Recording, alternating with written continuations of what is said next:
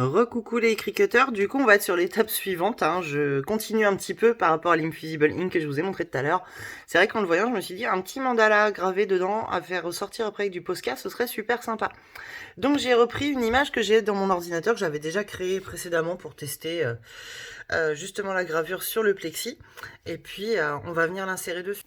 Donc là, j'ai téléchargé mon dessin que j'avais précédemment dans ma bibliothèque. Hein, donc j'avais fait télécharger, j'ai été rechercher dans mes anciens dessins. Donc un petit mandala que j'avais dessiné. Par défaut, il se met en découpe de base. Moi, je veux pas, je veux qu'il soit gravé. Donc je vais aller sélectionner Opération graver. Hop. Et là, du coup, on l'a. Je l'ai redimensionné pour qu'il fasse à peu près 4 cm, puisque mon disque en fait 5. Que ça remplisse, mais que ça ne charge pas non plus. Ensuite, je vais aller faire créer. Et on l'a bien. On va venir, moi, le placer bien centré pour être sûr que ça colle bien avec mon petit rond d'acrylique. Et je vais venir placer sur mon tapis mon rond d'acrylique. Normalement, il fait pile la même taille en fait que 2 carreaux par 2 carreaux. Donc, je vais venir le mettre dedans. On va bien le scotcher. Je vais vous montrer tout ça. Donc pour graver, je vais avoir besoin d'un tapis violet, les Strong Grip avec une adhérence très très forte, on voit que ça colle bien, et de la pointe gravure. Celle-ci, c'est celle qui fait partie du système Quick Swap, c'est-à-dire qu'on peut enlever et changer les embouts, ce qui fait que j'ai aussi l'embout de rainage que je peux mettre dessus. J'ai pas eu besoin de racheter tout le module, ce qui fait quand même de grandes économies aussi et un gain de place. Donc là, moi, c'est la pointe 41 pour avoir une gravure assez fine. On va aller la mettre dans la craie et on va venir fixer notre petit support. Donc du coup, le côté qu'on souhaite graver sur le dessus, logique. Et on se met bien par rapport à l'écran, comme je vous ai dit tout à l'heure. Moi, je me suis calée donc dans la ligne. J'ai laissé une ligne de carreaux pour à la place de mettre mes scotch.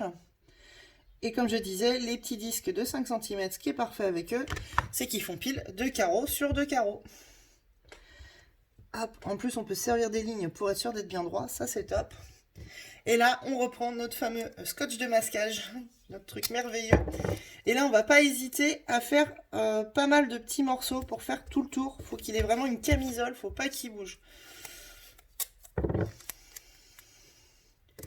Si ça bouge pendant la gravure, ça risque d'endommager la machine et en plus de foirer notre gravure. Mais ce serait surtout d'endommager la machine, qui serait dommage.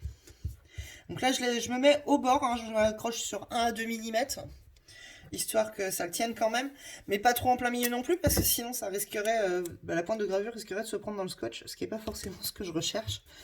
Et c'est pareil, ça risquerait de faire un bourrage au niveau de la machine. Donc là, on vérifie que c'est bien scotché. Je vais encore faire un carré, mais en décalé de 45 degrés, donc on fait histoire que ce soit bien scotché. Alors là-dessus, on n'est pas très économique.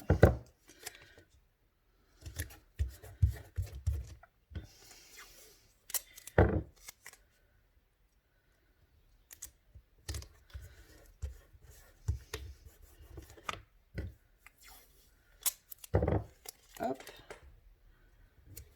Et voilà. Là, je pense qu'il ne bougera pas. Il est bien scotché.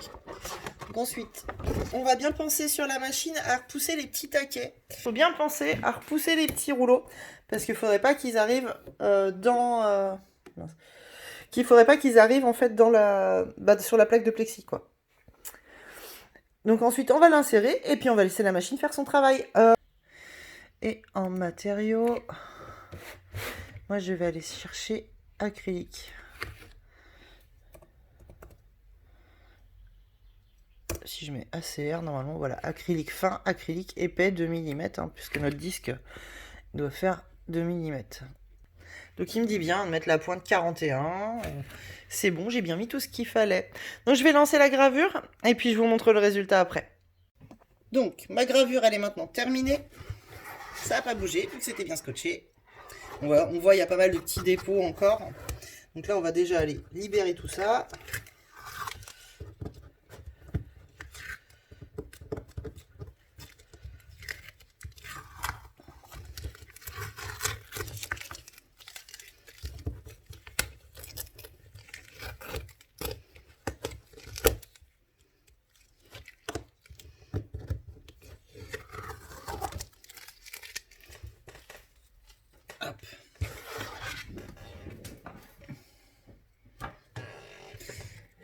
Donc là, voilà, on voit il y a des petites poussières dessus, donc on va gentiment nettoyer. J'ai encore du scotch sur les doigts. Hop. Moi, je prends un petit sopalin, je frotte gentiment pour venir le nettoyer.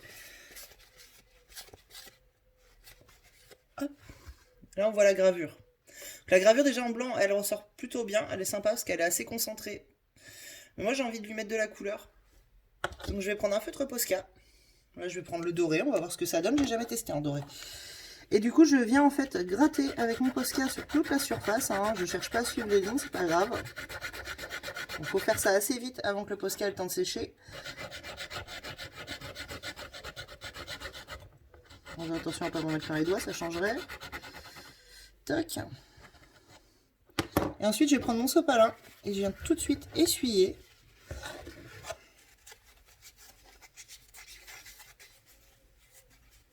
Avant que le Posca laisse des traces.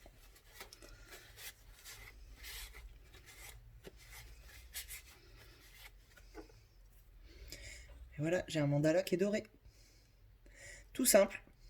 Après, si on veut le protéger, effectivement, on peut le vernir. Après, moi, je trouve que les vernis que j'ai trouvés dans le commerce, après, j'ai été chercher chez Zodio, j'ai pas trouvé de vernis qui laisse pas trop de traces de pinceau. Si vous avez des petites astuces, moi j'ai essayé la résine époxy. Après, c'est pareil, la résine époxy, ça a tendance à couler. Donc, généralement, j'en ai foiré un sur deux, puisque la résine a coulé sur la face du dessous. Ça faisait des morceaux pas jolis du tout. Mais voilà. Là, du coup, on a de ce côté-là le Bouddha en Infusible Ink. Et de l'autre côté, on a le petit mandala qui est du coup recoloré en Posca doré. Ça nous permet d'avoir quelque chose de très fin, chose qu'on n'arriverait pas à avoir avec du vinyle en fait. Donc ça c'est super sympa, c'est une petite technique qui est super cool. Voilà, on est enfin arrivé au bout avec 3 tutos, on a réussi à faire un truc super sympa. Je vous remercie encore, je vous souhaite une très bonne journée et puis je vous dis à très bientôt parce que j'ai encore plein d'autres tutos à vous faire découvrir. Je vais profiter de cette période de confinement pour vous faire partager tous mes petits tests, mes petits crash tests.